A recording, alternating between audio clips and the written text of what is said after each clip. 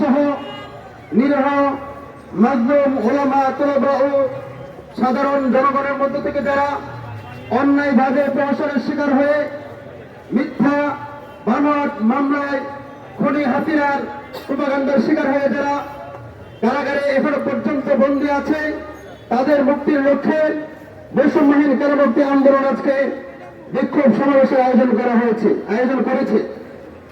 উক্ত সমাবেশে প্রধান অতিথি হিসেবে উপস্থিত আছেন মুফতি আজহারুল ইসলাম, সহকারী মহাসচিব হেফাজত ইসলাম বাংলাদেশ ও সিনিয়র উপদেষ্টা বৈষম্যহীন কারামুক্তি আন্দোলন।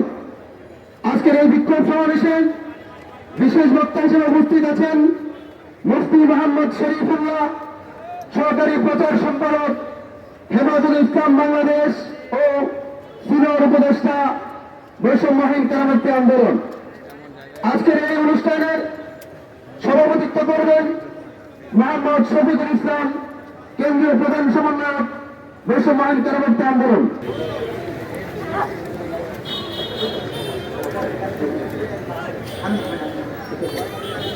লেখক ও অ্যাক্টিভিস্ট, এদেশের কথিত রাম বাম এবং শাহবাগীদের জম লেখক শফিউর রহমান ফারাবীর মুক্তির দাবিতে আজকে আমাদের এই অবস্থান ও কর্মসূচি। আমি আজকে শফিউর রহমান ফারাবী ভাইয়ের একটা বক্তব্যের অংশ থেকে আমি আপনাদের সামনে আমার আলোচনাটা শুরু করতে চাচ্ছি।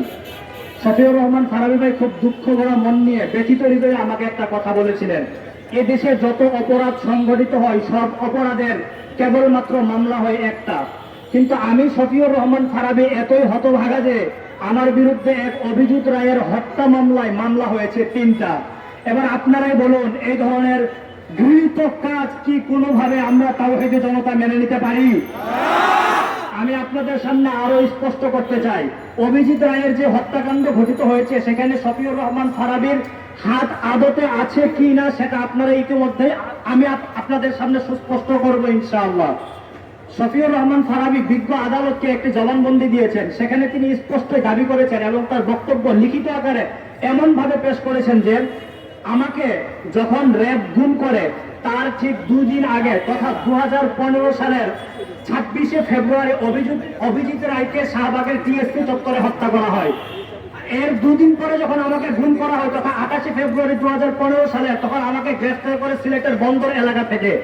র্যাব তাদের সাংবাদিক সম্মেলনে বিভিন্ন মিডিয়াকে ডেকে এনে বলে আমাকে গ্রেফতার করা হয় যাত্রাবাড়ি এলাকা থেকে, অথচ আমাকে গ্রেফতার করা হয়েছিল সিলেটের বন্দর এলাকা থেকে। এবার আপনারাই বলুন, র্যাবের এই চক্রান্ত সুস্পষ্টই মিথ্যা,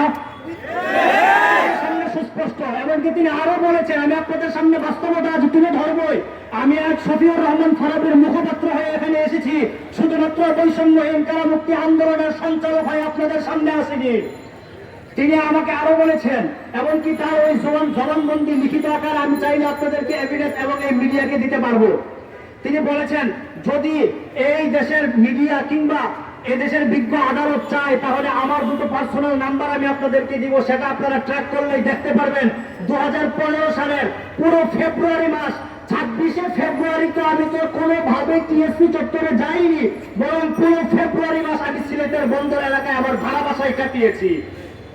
তাহলে এখান থেকে স্পষ্ট বোঝা যায় যে ব্যক্তি পুরো ফেব্রুয়ারির 1 মাস ধরে ঢাকায় আসেনি, সিলেটের বন্দর এলাকা থেকে, সেই ব্যক্তি কিভাবে অভিজিৎ রায়ের হত্যাকাণ্ডে জড়িত থাকতে পারে সেটা কোনোভাবেই এই দেশের আপামর জনতা মানতে পারে না। আমি আপনাদের সামনে আরো একটা ব্যাপার স্পষ্ট করতে চাই। উনি আরো বলছেন, এমনকি তিনি আদালত ও বিজ্ঞ বিচারকদেরকেও পর্যন্ত বলেছেন, এদেশের শাহবাগী রাম বাম আমার নবী এবং ইসলামের বিরুদ্ধে কলম ধরে এদেশ পাড়ি দিয়ে ইউরোপে দিয়ে বাড়ি গাড়ি পর্যন্ত করে ফেলে, আর আমরা ইসলামের পক্ষে লেখালেখি করে নবীর ইজ্জতের পক্ষে লেখালেখি করে কলম ধরে আমাদেরকে কারাগারের প্রকোষ্ঠে নিক্ষিপ্ত হতে হয়। এই জবাব দিয়ে দেশের আদালত দিতে পারবেন? শফিউর রহমান ফারাবী এই দুঃখ ভরা ভূকণ্ঠ আমি আজ আপনাদের সামনে উচ্চারিত করছি শুধুমাত্র এই জন্যই, শফিউর রহমান ফারাবীর গত দীর্ঘ 9 বছর পর্যন্ত কারাগারের প্রকোষ্ঠে আবদ্ধ হয়ে আছেন, এর দায়ভার আমাদের সবার, এই উম্মার প্রত্যেকের। এমনকি এই দায়ভার সবার আগে বর্তমানে হবে দেশের উলামা জনতা, যারা এখনো পর্যন্ত দীর্ঘ 9 বছর পর্যন্ত শফিউর রহমান ফারাবীর ব্যাপারে মুখে লাগাম টেনে রেখেছে। আমার বহু কষ্ট নিয়ে আমি আজ বলতে যাচ্ছি, এদেশের আলেমদেরকেই বলতে চাই, আপনারা এখনো পর্যন্ত শফিউর রহমান ফারাবীর পক্ষে কথা বলতে পারছেন না। আপনারাও তো কোনো না কোনো কারণে কারাগারে গিয়েছিলেন। কারাবন্দীদের ব্যাপারে যদি আপনাদের মুখ খুলতে কষ্টই লাগে, এখনো যদি প্রাণের ভয় হয়, তাহলে মনে করুন আপনাদের অন্তরে নিফাক আছে, নিফাক। সংগ্রামী সাথী ও বন্ধুগণ, এখানেই শেষ নয়, আমি আরেকটা পয়েন্ট আপনাদের সামনে তুলে ধরে যাচ্ছি। শফিউর রহমান ফারাবী আরো আদালতকে তিনি জবানবন্দিতে বলেছেন, আমি যখন 2015 সালের 2 মার্চ আমাকে যখন রেপ এদেশে আমাকে মিথ্যা অভিযুক্ত মামলায় আমাকে অভিযুক্ত করে যখন আমাকে রিমান্ডে দেওয়া দিল, তার আমাকে তখন মামলা দেওয়া হয়েছে 3টা। অথচ আমি আপনাদেরকে শুরুতেই বলেছি, তিনি আমাকে দুঃখ ভরা কণ্ঠে যেটা বলেছিলেন যে একটি মাত্র ঘটনা এদেশের সংবিধানে বলা হয়েছে, যদি অপরাধ কর্ম সাব্যস্ত হয় তবে মামলা হবে একটা, কিন্তু আমার বিরুদ্ধে মামলা দেওয়া হয়েছে 3টা। এর মধ্যে একটি মামলা দেওয়া হয়েছিল সিলেটের এক ইসলাম বিদ্বেষী সাতেম মুক্তমনা ব্লগারের নাম দিয়ে যে রসুলের বিরুদ্ধে কুৎসা ঘটাতো, তার হত্যা মামলায় তাকে আসামি করা হয়েছে। শফিউর রহমান ফারাবী ভাই আমাকে বলেছেন, সাইফুল ইসলাম ভাই, আমি খুব কষ্ট পাই, যখন আমাকে এই মামলাটা দেওয়া হলো আমি তখন রিমান্ডে 2015 সালের 2 মার্চ আমাকে রিমান্ড দেওয়া হয়েছে, আর ওই অনন্ত বিজয় হত্যা মামলা ঘটিত হয়েছে তারও ঠিক 2 মাস 10 দিন পর, তথা 2015 সালের মে মাসের 12 তারিখ। 2 মাস 10 দিন রিমান্ডে ও কারাগারে থাকবার পর কারাগার থেকে বেরিয়ে এসে সিলেটে গিয়ে আমি কিভাবে হত্যাকাণ্ড ঘটাতে পারি, এটা তো আমার বিবেকে ধরে না, আপনাদের বিবেকে কিভাবে ধরলো? উত্তর দিতে পারবেন?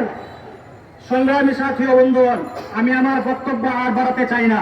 এই পর্যায়ে আমাদের সামনে বক্তব্য নিয়ে আসছেন